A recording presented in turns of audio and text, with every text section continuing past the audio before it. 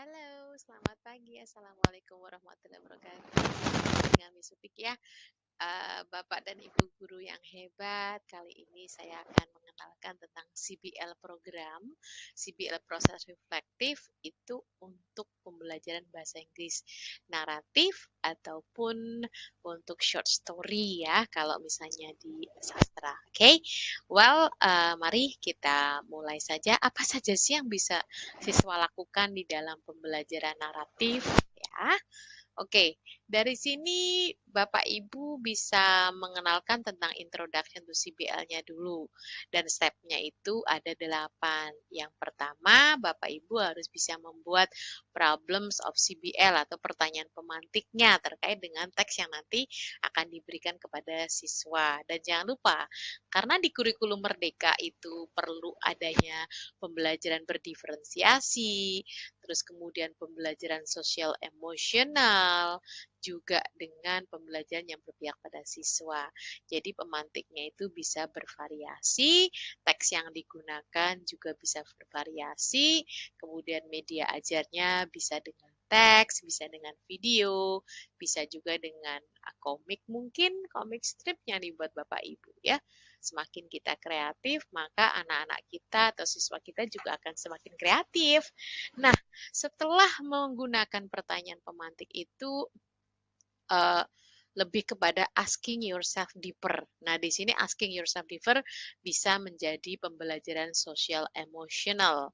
Mungkin dari praktik literasinya dulu, kemudian refleksi untuk diri sendiri. Dari apa yang sudah dibacanya, dari apa yang sudah ditontonnya, dari apa pengalaman belajar yang diperoleh pada saat setelah pertanyaan pemantik tadi. Nah, setelah itu siswa diminta untuk investigate atau researching. Tentunya researchingnya dari kaidah-kaidah di dalam naratif teks itu, kemudian dari cerita yang sudah mereka baca atau tonton atau benar-benar mereka pahami dalam proses literasinya. Nah, setelah itu mereka harus mempunyai rencana nih di dalam berkelompok. Maka langkah keempat adalah plans atau planning untuk siswa. Di sini siswa dilatih bergotong royong, kemudian berkolaborasi, critical thinking, kemudian communicating also ya. Nah, setelah itu mereka create. Nah, ini slide yang kayak gini ini bisa diberikan ke siswa dan siswa diberitahu bagaimana menggunakan Canva dan automatically juga Bapak Ibu juga mengenalkan tentang digital literasi terhadap siswa ya. Karena siswa juga harus melek dengan digital karena nantinya di masa depan mereka dibutuhkan untuk bagaimana sih presentasi yang baik, bagaimana membuat presentasi yang sistematisnya bagus, kemudian reasoningnya juga bagus, dan disinilah jika Bapak Ibu berminat silahkan kontak saya saja, nanti akan saya bagikan ini sebagai Bapak Ibu saya ajak sebagai editornya, jadi nanti bisa di-share, terus kemudian diberitahukan kepada siswa, Anda juga bisa dengan cara di-copy dulu, baru Anda mengeditnya di situ, sehingga semuanya bisa belajar bagaimana sih menggunakan Canva yang baik, kayak gitu ya. Nah, setelah itu Bapak Ibu, siswa create dari slide yang nanti akan saya sampaikan di sini, mereka hanya tinggal menginputnya, jadi tidak bakalan text times ya, dan siswa sangat enjoy karena sudah disiapkan sama kita sebagai guru, maka mereka tinggal explore apa yang mereka dapatkan untuk knowledge-nya mereka atau kompetensi kognitifnya. Dan keterampilannya di sini nanti berkolaborasi, kemudian mereka keterampilan bercreative thinking, kemudian how to discuss, kemudian untuk presenting.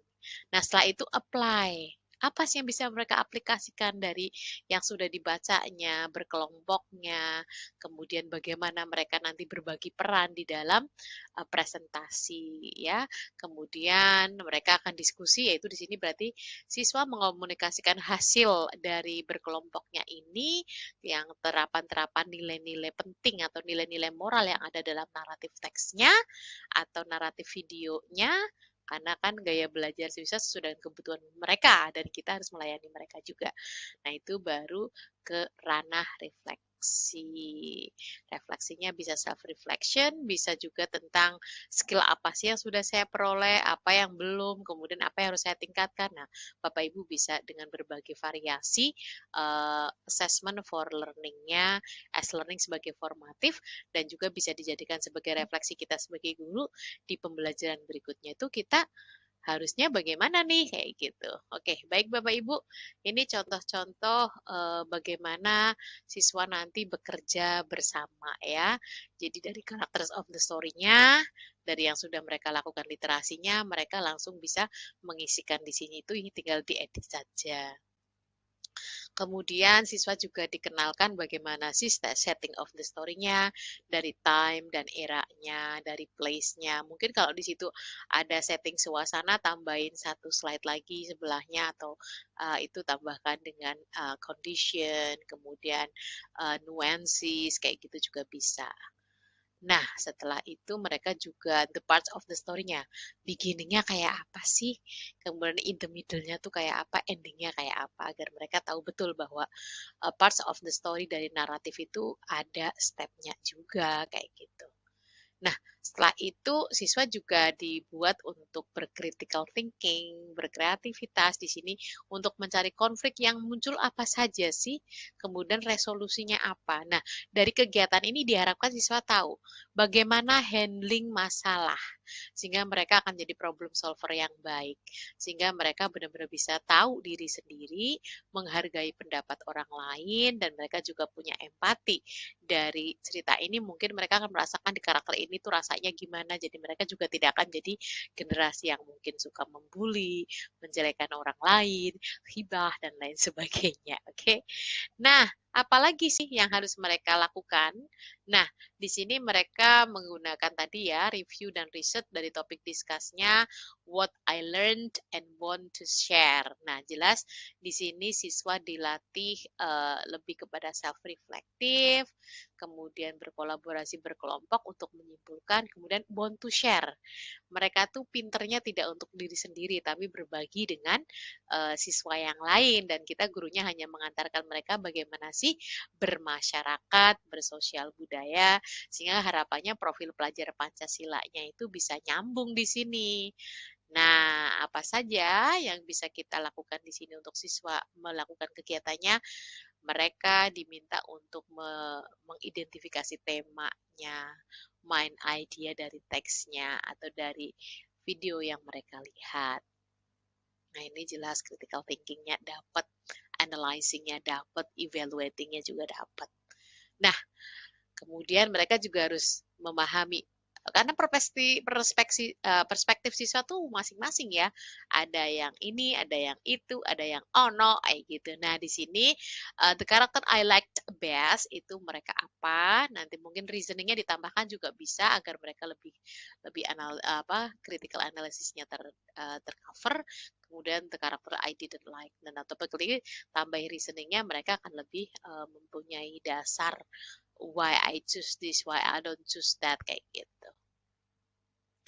Nah, ini yang penting, bahwa dalam naratif teks itu lesson we picked up from the short story atau naratif teksnya itu yang paling penting ini masih bisa di build up untuk menjadi karakter profil pelajar Pancasila, diselaraskan dengan itu, maka ini benar-benar sudah bisa menjadi kurikulum merdeka yang bisa merdeka belajar, dan kita gurunya merdeka mengajar.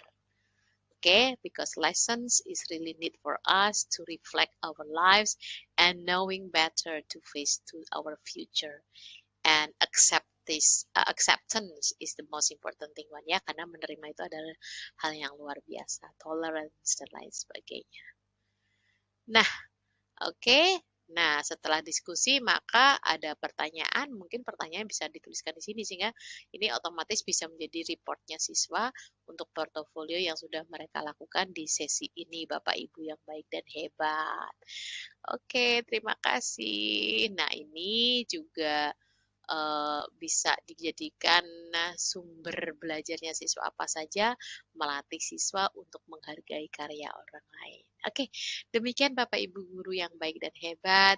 Semoga langkah-langkah pembelajaran yang bisa dilakukan siswa ini yang berpihak pada siswa, berdiferensiasi, Bapak Ibu semakin kreatif, semakin membelajarkan kepada siswa pembelajaran yang bermakna, yang berpusat pada siswa, yang berpihak pada anak, yang benar-benar berdiferensiasi dan libatkan sosial emosionalnya sehingga harapannya profil pelajar Pancasila bagi gurunya, bagi siswanya tercapai sesuai dengan harapan tujuan pendidikan nasional. Terima kasih, thank you for watching, thank you for sharing, because sharing is loving.